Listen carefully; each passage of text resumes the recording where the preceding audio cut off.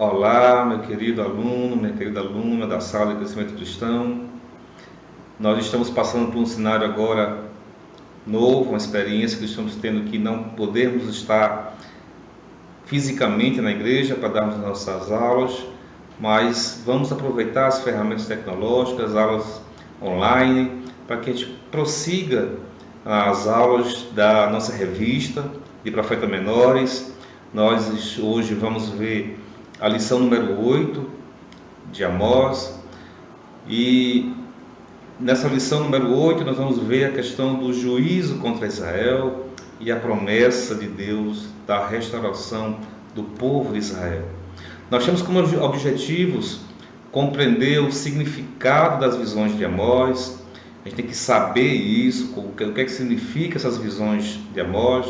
Compreender que a queda moral e social do homem começa sempre depois da queda espiritual. Não tem jeito. A queda moral e social, antes dela precede a queda espiritual. E também saber, e não só saber, mas fazer, buscar, caminhar perto de Deus. O contexto que nós estamos estudando Amós, lá em Israel, no Reino do Norte, existe por parte de Deus um juízo eminente devido à consequência da teimosia desse Reino do Norte, aquele reino que foi dividido, que ficou com o nome de Israel, em caminhar longe de Deus. E o profeta teve acusações profundas contra o povo de Israel: degradação social, deportação do culto e uma falsa segurança proporcionada pela má interpretação da aliança, irmãos.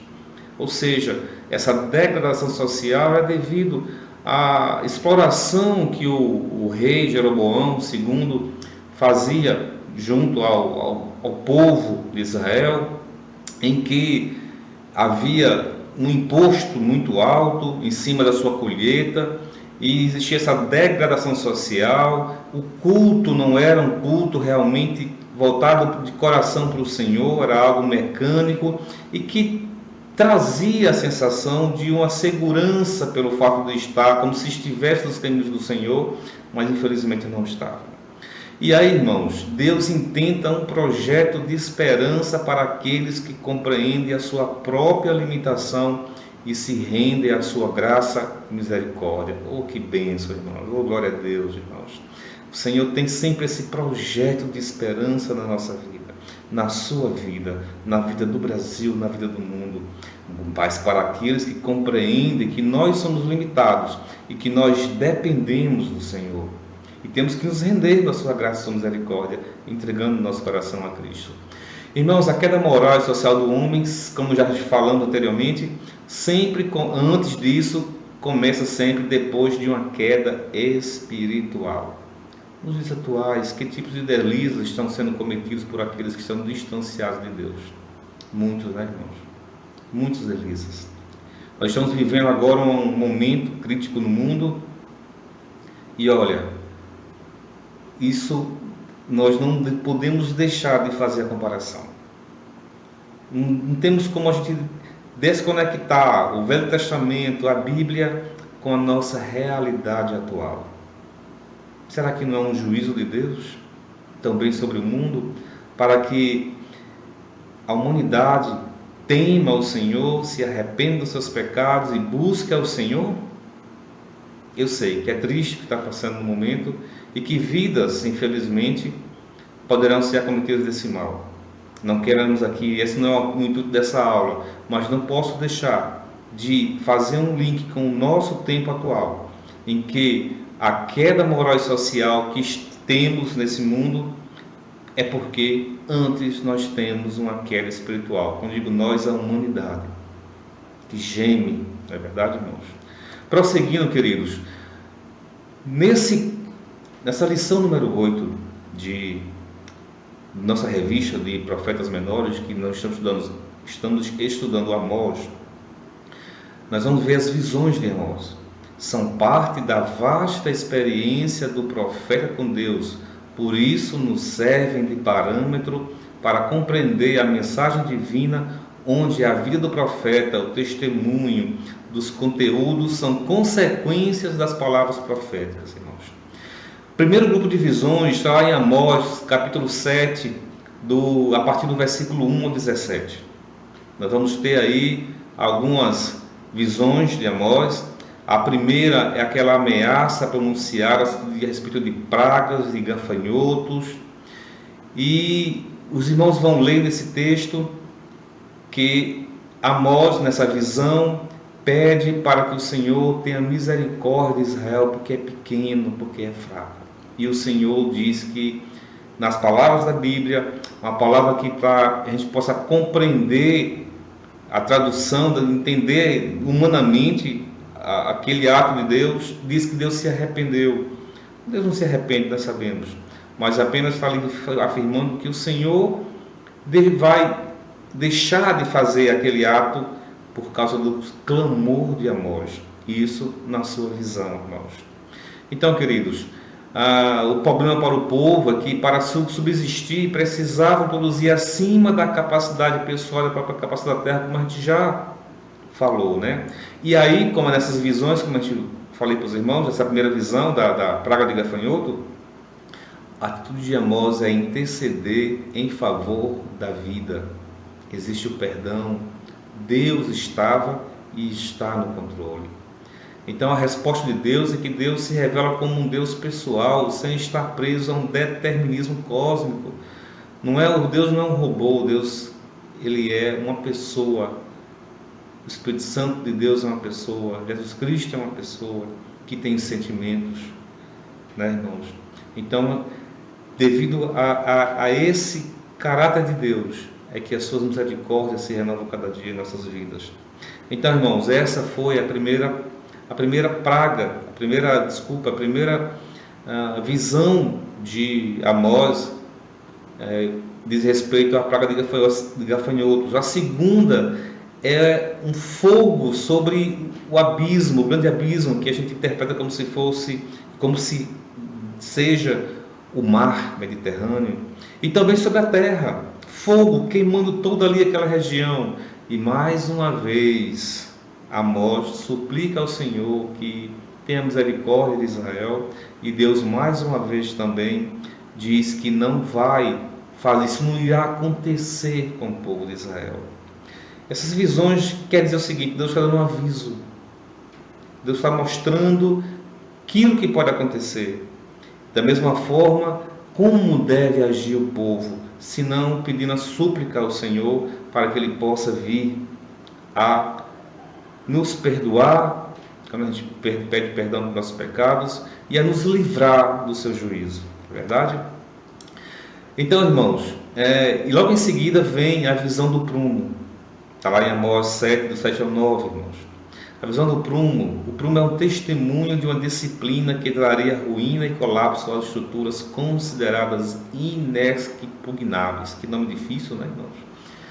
Quer dizer o seguinte: estruturas que nada iriam derrubar, força nenhuma derrubaria. Mas não é bem assim. Prumo de Deus.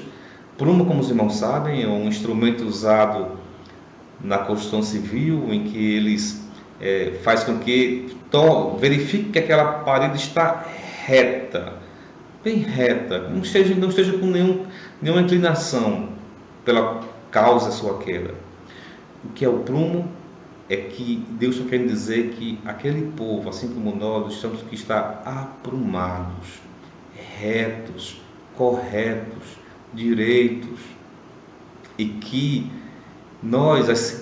dessa vez, nessa visão do prumo, Deus fala que iria agir com seu juízo, devido à iniquidade do povo de Israel. Quando nós podemos nos lembrar de frases que nossas mães podem dizer assim: menino, tu se aprume, menina, tem que viver aprumado, reto. Também temos, irmãos, mais uma visão, que é a visão do sexto de Amós 8, do 1 ao 3, que o seu significado refere-se a um estágio maduro e próximo da disciplina divina. Ou seja, aqueles cestos de frutos maduros é porque está próximo, está perto o juízo. E isso suscita ira e uma reação colérica daqueles que são arrolados como promotores do caos no país. O rei, o alto clero, os sacerdotes, vamos dizer assim. Então, irmãos, Amós fala de forma dura, de forma direta, real, daquilo que Deus está se referindo ao seu povo. E lógico, diante disso vai vir o confronto.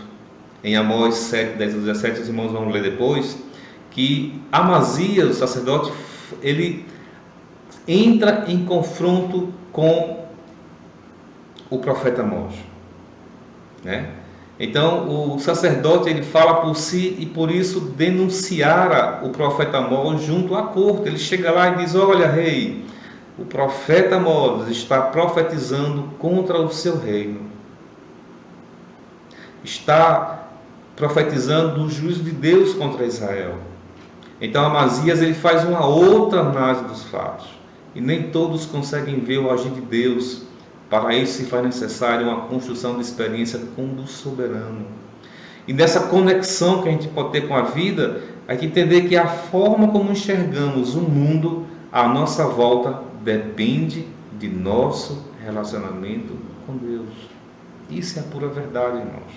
Mais uma vez, voltando para esse atual cenário que estamos vivendo, nós que somos cristãos, temos a fé em Cristo, nós temos uma visão diferente daquele que não conhece a Cristo, porque nós não nos desesperamos, porque nós cremos naquele que tudo pode e cremos também que tudo tem um propósito de Deus. Lógico, não podemos deixar de suplicar a sua misericórdia, mas a forma de enxergar o mundo é diferente, porque nós temos intimidades com o Senhor nosso Deus. E você tem ainda mais intimidade com Deus? Não deixe de buscar essa intimidade, não deixe de buscar esse relacionamento profundo com o nosso Deus. Amém? As afirmações de Amazias que denunciaram, né, uma vida longe do projeto divino, e aí o que aconteceu? Isso, lógico, devido àquilo que o profeta Amós falava. Ele dizia que, com seu interior tomado pelo pecado, ele defende seus negócios inescrupulosos, restringindo o templo a um espaço burocrático e limitando a palavra do profeta à vontade humana. Seus irmãos, lendo lá essa passagem do capítulo 7, desse confronto aí, o sacerdote Amazias vai dizer que o templo é do rei. Ou seja, isso é um erro profundo. O templo é do Senhor. Não pode ter esse entendimento errado. Ou seja, o santuário havia se tornado um local de opressão econômica, ou seja, paga-se para ter as bênçãos, entre aspas, de idolatria e de correção, de pecado, irmãos. E olha que nós devemos orar e clamar ao Senhor, porque isso é real também em nossos tempos. Pode também ser real em nossos tempos. E não quero afirmar aqui que seja, mas pode ser real, irmãos.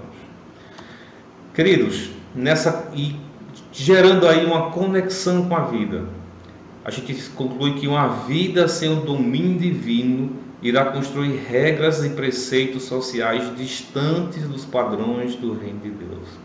Com certeza. Podemos perceber que o cerne de todas as críticas de Amós foi a perversão do que se pensava em relação ao culto prestado a Deus. O seu processo de adoração fará toda a diferença na sua vida. A adoração, o culto ao Senhor é com o nosso coração, é com o nosso espírito. Não é apenas como uma obrigação de fazer, mas de fazer com gosto e com amor, que é o que Deus quer de nós. Um espírito quebrantado, um culto realmente de adoração em espírito e em verdade. Também consta lá, nesse texto de Amós, no capítulo 8, que é o dia do Senhor. E esse dia do Senhor diz respeito à disciplina de Deus sobre todos os povos, inclusive Israel. O dia do Senhor torna-se, na voz profética, o dia do discernimento e justiça. e na visão errada, errônea do povo de Israel, o povo acreditava que nesse dia Deus iria se manifestar com poder e glória, e por meio de catástrofes cósmicas derrubaria todos os inimigos de Israel. Amós inverte esta concepção. Ao invés de luz, este dia deverá ser um dia de trevas. É o dia do Senhor, é o juízo do Senhor sobre o povo de Israel, que também, naquilo que nós cremos, também haverá com toda a humanidade esse dia do Senhor em cima de todos aqueles que moram na terra, que viveram na terra. Então, irmãos, ainda nesse capítulo 8, versículos 11 ao 12 de Amós, tem uma passagem também muito interessante, muito conhecida. Fala sobre a fome sobre a terra, a fome da palavra do Senhor. A palavra diz o Senhor que haverá dias, haverá um tempo que vai se precisar, vai buscar a palavra do Senhor e não vai ser encontrada. Os estudiosos têm algumas teorias a respeito dessa passagem. Ela pode estar se referindo a um teor apocalíptico da profecia, ou seja, numa visão aí, no entendimento de que haverá o juízo final do Senhor e que haverá, vai deixar de ter na terra a palavra do Senhor, o Espírito Santo de Deus, né? Principalmente numa visão milenista, em que a igreja será arrebatada, aqueles que ficarem não vai ter a palavra do Senhor. Mas também alguns interpretam que diz respeito àquele período intertestamentário em que não houve profecias em Israel, que é aquele quando encerra em Malaquias para depois chegar em João Batista. Também há entendimento que seja nesse período, ou até mesmo o cativeiro babilônico que Israel passou, ou até mesmo relativo à rejeição dos judeus a Cristo, porque aí essa palavra do Senhor deixou de existir para os judeus, porque passou para os gentios, porque os judeus rejeitaram o Filho de Deus. Vamos nos ater ao qual seja a razão, o entendimento, o significado dessa passagem. Mas sabe o que é que realmente é importante entendermos, irmãos? O que é notório é que é a falta que a palavra do Senhor faz hoje, ou pode vir a fazer para a humanidade, é terrível. É terrível. A palavra do Senhor é tudo em nossa vida. A palavra do Senhor é o que nos sustenta. Já imaginou a humanidade ter fome, ter sede da palavra do Senhor? Será que já vivemos esses tempos? Ou será que não vai ser ainda pior futuramente?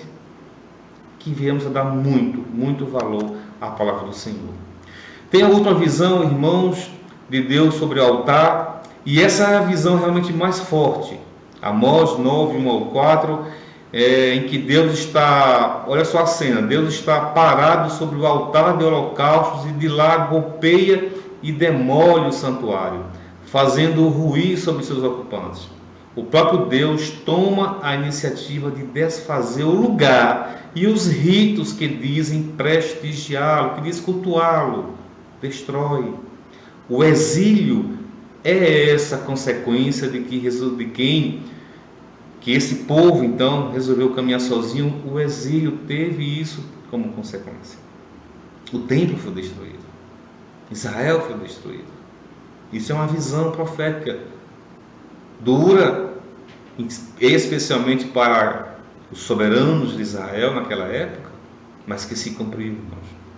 Então essa foi a outra visão de Amós, e que nós podemos tirar como uma conexão com a vida, que Amós nos exorta a perceber a esperança que brota de um arrependimento sincero.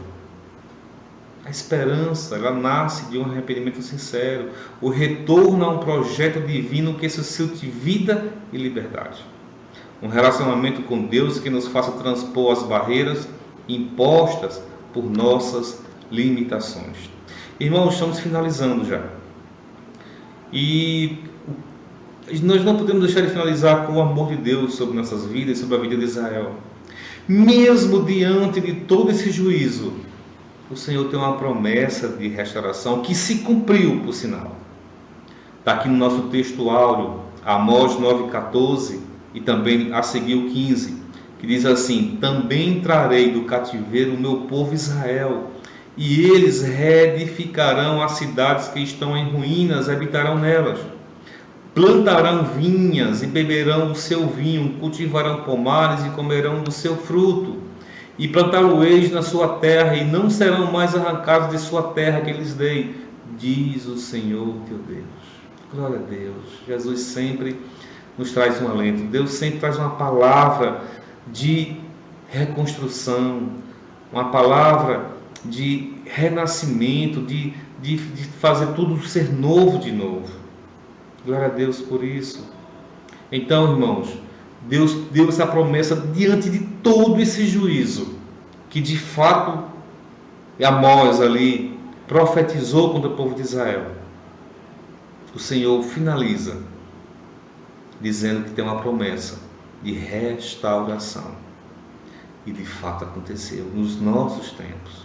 Israel de novo voltou para a sua terra.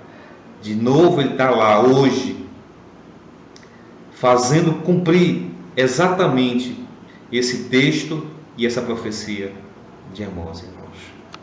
Então, queridos, para finalizar, para refletir, para mudar e agir, devemos lembrar que Deus, antes de executar o seu juízo, sempre nos alerta, nos oferece uma oportunidade de escape. Eu não tenho como deixar de fazer um link com o nosso cenário atual. Não podemos deixar de fazer essa conexão com o que nós estamos passando. Mas o Senhor vai sempre nos dar uma oportunidade de escape. E que todos nós, a igreja do Senhor tem uma grande responsabilidade de orar, de testemunhar, de pregar, para que aqueles que não conhecem a Cristo venham a se arrepender dos seus pecados, venham a reconhecer sua limitação e saber que Deus está atento e trazendo o seu juízo, não só naquele tempo de Israel, mas também nos tempos de hoje. Amém? Vamos orar? Obrigado, querido Deus, por esse momento diferente, por essa nova experiência, e que, ó querido Deus, você possa estar no coração desse aluno, dessa aluna da classe de crescimento cristão da IBD, e que, ó querido Deus, de alguma forma, o Senhor, não eu, mas o Senhor em específico, fale através do Teu Santo Espírito, por meio do Teu Santo Espírito, o entendimento dessa palavra, Senhor, desta aula de EBD, em nome de Jesus. Continua nos abençoando, perdoa nossos pecados, nos ajuda, Senhor, a sermos ainda melhor, Senhor, melhores como cristão, como pessoas, e sobretudo como os Teus servos, adoradores em espírito e em verdade. Nos ajuda, Senhor, e obrigado por esse momento. Abençoa agora, Senhor, esse aluno, essa aluna que agora está assistindo, Senhor, essa videoaula. Em nome de Jesus, Senhor. Amém. Amém. Obrigado, queridos. Que Deus nos abençoe.